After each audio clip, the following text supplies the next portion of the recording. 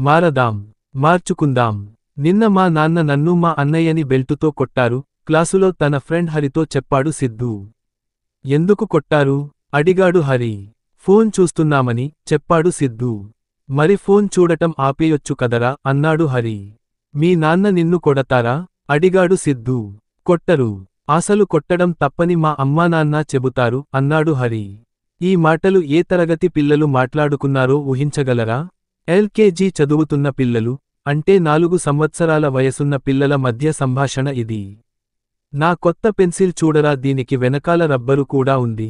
నిన్న అన్నం తిందామని కింద కూర్చున్నాను. అప్పుడేమైందో తెలుసా?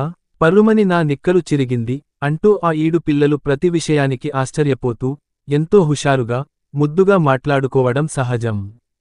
కానీ పైన చెప్పిన బాధాకరమైన, భారమైన భావోద్వేగాల గురించి చర్చించుకోవడం అసహజం. అది పిల్లల మానసిక ఆరోగ్యంపై తీవ్ర ప్రభావం చూపిస్తుంది. అమ్మా ఆడుకుందాం రా అంటూ పార్కులో మరొకరితో మాట్లాడుతున్న అమ్మను పట్టుకుని లాగుతూ మారాం చేస్తోంది 2.5 ఏళ్ల పాప. వెంటనే చేతిలో ఉన్న ఫోన్ పాపకిచ్చి ఓ సిమెంటు బల్ల మీద కూర్చోబెట్టి తన ఫ్రెండ్తో మాటల్లో మునిగిపోయింది అమ్మ.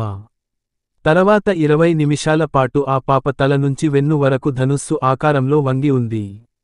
చూపుడు వేలితో ఫోనుమీద పైకి కిందకి తోస్తూనే ఉంది. మరోపక్క అదే పార్కులో స్నేహితులతో వాలీబాల్ ఆడడానికి వచ్చాడు ఓ నాన్న. ఆట మధ్యలో తనని డిస్టర్బ్ చేయకుండా 3 ఏళ్ల బాబుని ఓ ఇటుకరాయి మీద కూర్చోబెట్టి, చేతిలో ఫోన్ పెట్టాడు. మళ్ళీ నాన్న వచ్చేవరకు ఆ బాబు తలెత్తితే ఒట్టు.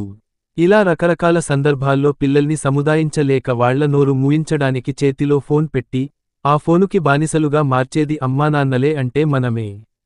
తర్వాత వాళ్లే పిల్లలు ఫోను పట్టుకుని వదలట్లేదంటూ ఫిర్యాదులు చేస్తారు. చిన్న వయసు నుంచి ఫోనుకు బానిసై పోవడం వల్ల కలిగే పరిణామాలను పిల్లలు జీవితాంతం మోస్తూనే ఉంటారు. నలుగురితో కలవలేరు. ఏకాగ్రత నిలువక చదువులో వెనకబడతారు. శ్రమ కరువై శారీరక ఆరోగ్యం దెబ్బతింటుంది. భావోద్వేగాలు పంచుకోవడం చేతకాక ఒత్తిడికి లోనవుతారు. మనం చేస్తున్న తప్పులకు చేజేతులా మన పిల్లల్ని బాధితుల్ని చేయడం ఎంత అన్యాయం? ముందు మన జీవనశైలిని మార్చుకుని, బలహీనతలను అధిగమించాలి.